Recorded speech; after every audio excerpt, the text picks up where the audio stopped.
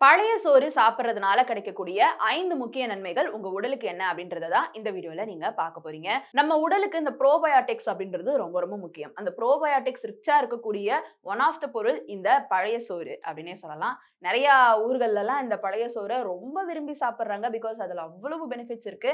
முந்தின நாளே வடிச்ச, அதாவது ஒரு மத்தியானம் போல வடிச்ச சாதத்துல கொஞ்சம் எடுத்து வச்சு அதுல தண்ணி ஊத்தி வச்சு அதை அடுத்த நாள் காலையில எந்திரிச்சு கொஞ்சம் மோர் கலந்து உங்களுக்கு தேவையான சைட் டிஷ், அது வெஜ்ஜா நான்வெஜ்ஜா எதுனாலுமே வச்சுட்டு இது நீங்க சாப்பிடும் பொழுது அந்த பழைய சோறு அப்படின்றது உங்க உடலுக்கு நிறைய நிறைய நன்மைகள் கொடுக்குது. என்ன மாதிரியான நன்மை எப்படி கிடைக்குது இந்த வீடியோல பாத்துடலாம். சோ இதுல ப்ரோபயோட்டிக் இருக்கு. இது உங்க கட் ஹெல்த்துக்கு ரொம்ப நல்லது அப்படின்னு சொல்றாங்க. அது எப்படி நல்லது? இதுல இருக்கக்கூடிய பாக்டீரியா, ஆக்சுவலி இதுல ஒரு பாக்டீரியா இருக்கு. அது வந்து குட் பாக்டீரியா. அந்த குட் பாக்டீரியா தான் உங்க கட் ஹெல்த்துக்கு ரொம்ப ரொம்ப நல்லது.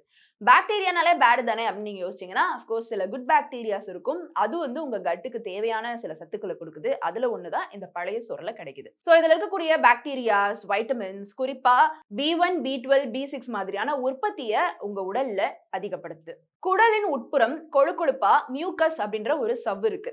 இதனுடைய திறனை மேம்படுத்துறதுக்கு தான் இந்த பழைய சோறு ரொம்ப உதவியா இருக்கு. இதை தாண்டி இதுல லாக்டோபாசிலஸ் அப்படின்ற ஒரு பாக்டீரியா இருக்கு. இந்த பாக்டீரியா தான் குடல்ல இருக்கக்கூடிய கெட்ட பாக்டீரியாஸ் எல்லாத்தையுமே அழிச்சிட்டு நல்ல பாக்டீரியாஸ் கொடுக்குது. அந்த நல்ல பாக்டீரியாஸ் உங்க உடல்ல நீங்க சாப்பிடுற சாப்பாடு எல்லாத்தையுமே செரிக்கிறதுக்கு ரொம்ப உதவியா இருக்கு. 100 கிராம் சாதத்துல 3.5 மில்லிகிராம் இரும்பு சத்து இருக்கும் அப்படின்னு சொல்றாங்க. அதுவே இந்த மாதிரி 12 மணி நேரம் ஊற வச்சு இந்த ஒரு ப்ராசஸ்ல அதை பழைய சோறா நீங்க மாத்தும் பொழுது 73.9 மில்லிகிராம் வரைக்கும் அந்த இரும்பு சத்து கன்வெர்ட் ஆகும். சோ உங்களுக்கு இரும்பு சத்தினுடைய அளவு இந்த பழைய சோறுல ஜாஸ்தியா கிடைக்குது கம்பேர் டு நார்மலான சோறு. இதை தாண்டி இதுல கால்சியம் சத்து ரொம்ப அதிகமா இருக்கு. இதய ஆரோக்கியத்துக்கு அவசியமான மெக்னீசியம், செலினியம், பொட்டாசியமுமேவும் இதுல அதிகமா இருக்கு. அடுத்ததா உங்க வயிற்று புண், அலர்ஜி மாதிரியான விஷயங்களுக்கு இந்த பழைய சோறு ரொம்ப ரொம்ப நல்லது.